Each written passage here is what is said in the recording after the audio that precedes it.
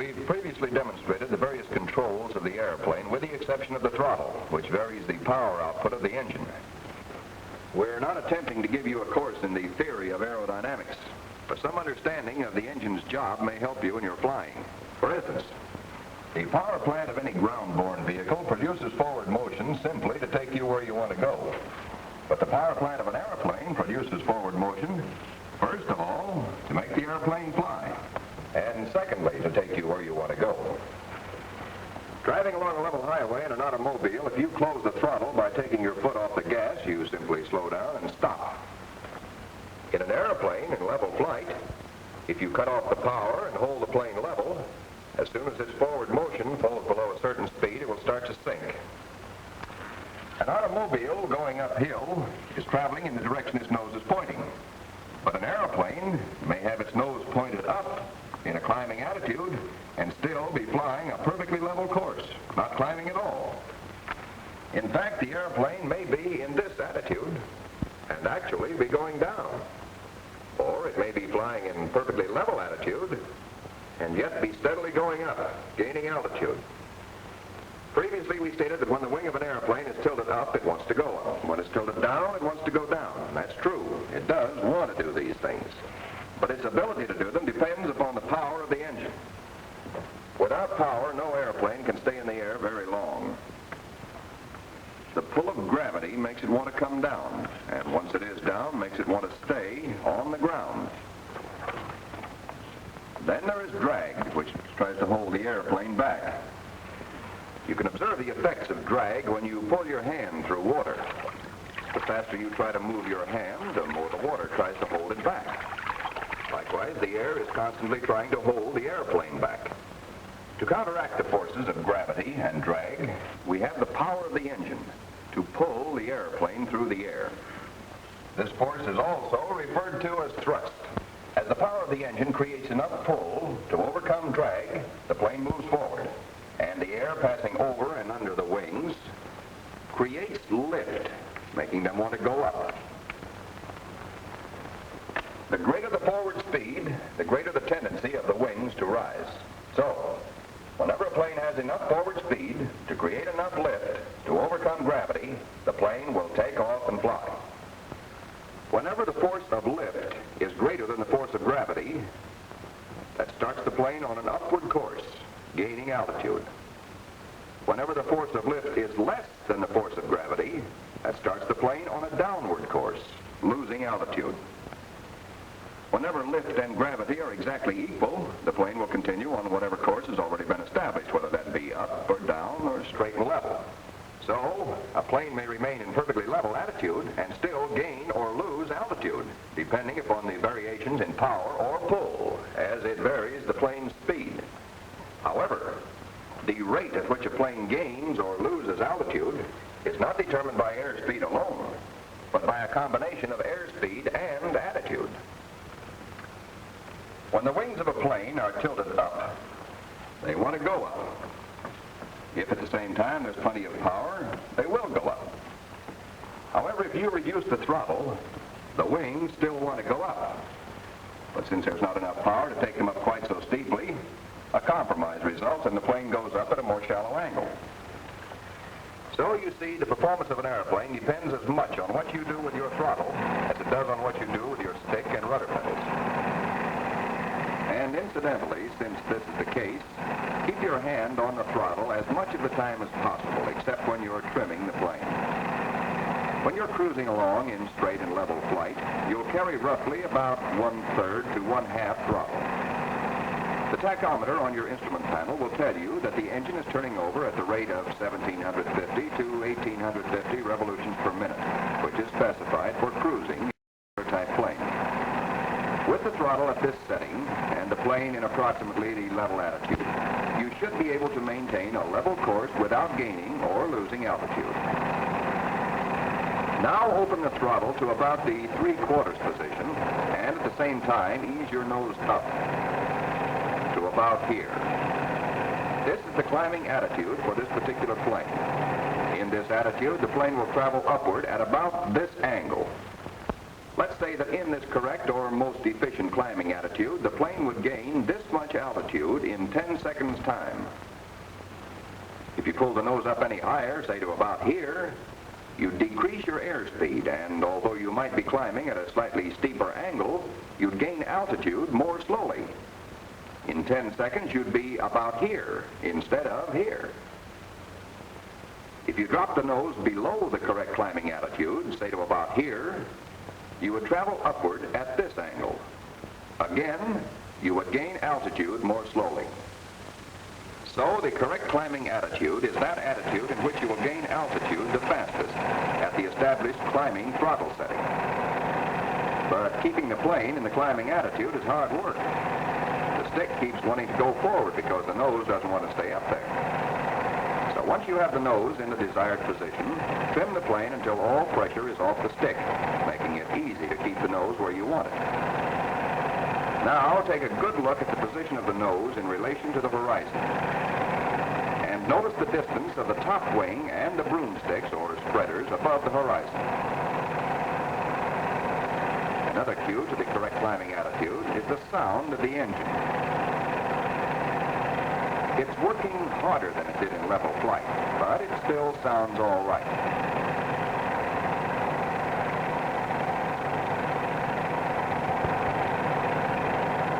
If we pull the nose up too high, you can hear the engine begin to labor.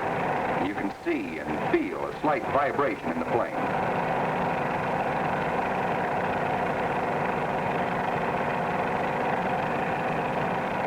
Let the nose sink below the correct climbing attitude, the engine will speed up. It takes a little time to speed up or slow down as the attitude changes.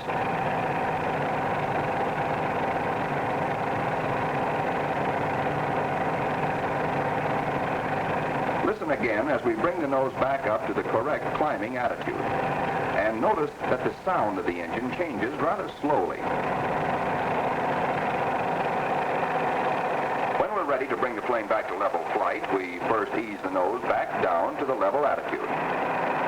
Then a few seconds later, after the speed has had a chance to pick up a little, we bring the throttle back to the setting for cruising and trim the plane for straight and level flight. Next, let's find out about the glide. To enter a glide, we bring the throttle all the way back and ease the nose down.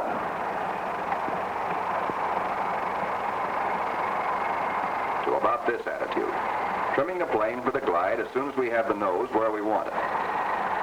In the correct or most efficient gliding attitude, the plane will descend at approximately this angle. Suppose, for example, that we were attempting to glide into a field here from this point.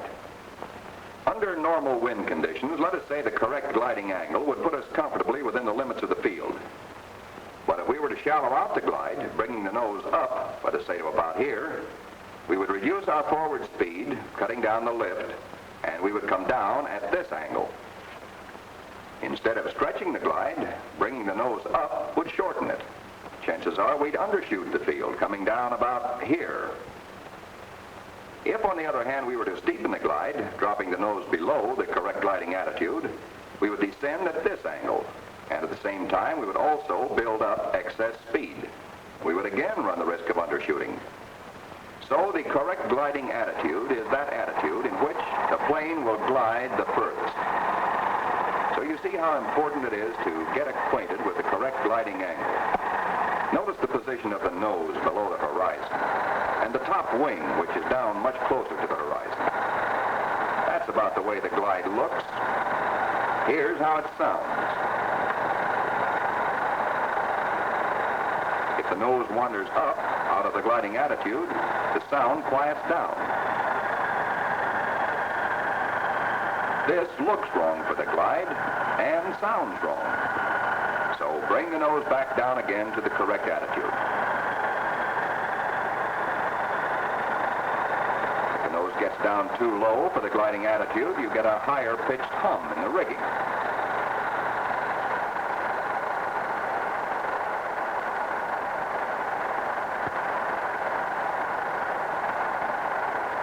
Thus, you will soon begin to get the feel of the glide.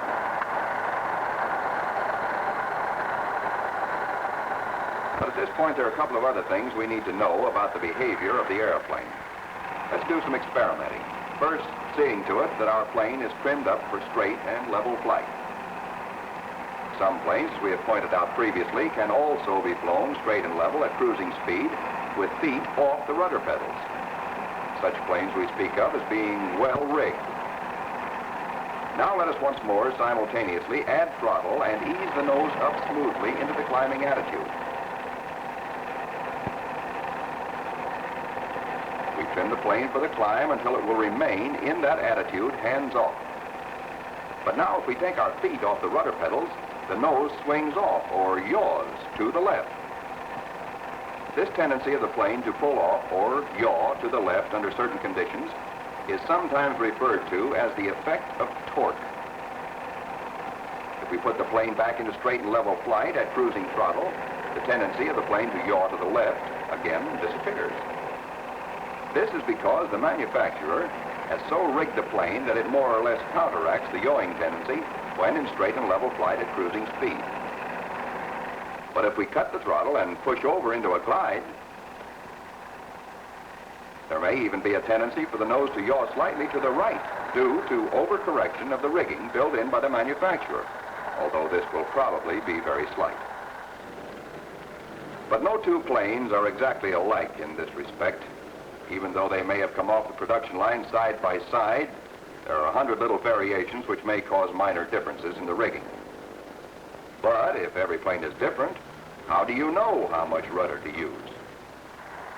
You use whatever rudder is required to keep the nose from swinging off the course you want to fly. Pick a couple of points on the horizon and keep the plane right on that heading, being careful to keep your wings level. If the nose starts to pull over to the left, ease on a little right rudder pressure, just enough to bring the plane back on heading and keep it there. If it swings off to the right, you've overcorrected. So ease off a little at that right rudder pressure, just enough to allow the plane to come back to the exact heading you want. But don't stare at the nose. Don't put on the blinders. Glance at the ground from time to time so you'll always know where you are. Keep the eyes busy. Use that roving gaze. Strangely enough, it's easier to keep the nose right on heading if you don't concentrate on it too hard. And whatever you do, keep your wings level, except when you're in a turn. If you fly with one wing low, you're doing one of two things. You're either turning, your nose is pulling away from your heading, or you're slipping. You're not in balanced flight, so always be conscious of the attitude of your wings. Now, the next fundamental maneuver in the syllabus is the gliding turn. Starting from the gliding attitude, you simultaneously apply aileron and rudder. Then, once the turn is started, hold the degree of bank you've established using opposite aileron if necessary, and relax whatever rudder pressure you added to start the turn. When you're ready to recover, apply opposite aileron and rudder in such a way that the nose stops moving at the same instant the wings reach the level attitude. Let's try another one.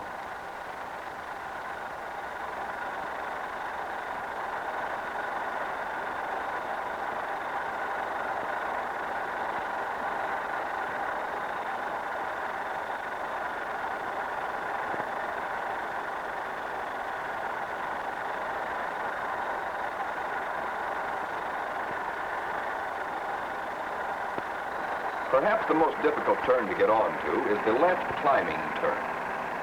In a straight climb, we've seen that you usually have to carry a good deal of right rudder to keep the nose on heading.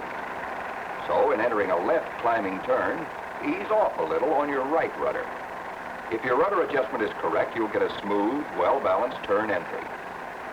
If your nose moves too fast for the amount of bank you have on, you've probably eased off too much on your right rudder. If the nose stops or doesn't move fast enough, chances are you haven't eased off enough. But you'll be able to tell when you hit it just right by the smooth precision with which the plane enters the turn. Then when the turn is established, ease that right rudder forward again, replacing what you took off to start the turn.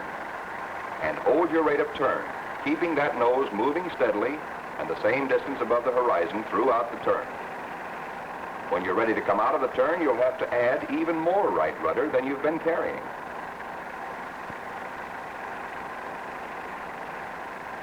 In entering a right climbing turn, you begin with whatever right rudder you've been carrying in a straight climb, adding to this as much more right rudder as you need to start the turn. As soon as the turn is established, ease off that added right rudder at the same time you neutralize the ailerons.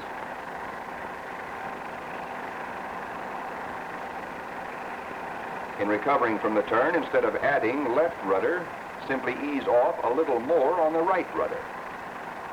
If you have trouble, experiment gently with your rudder pedals until the turn looks right and feels right.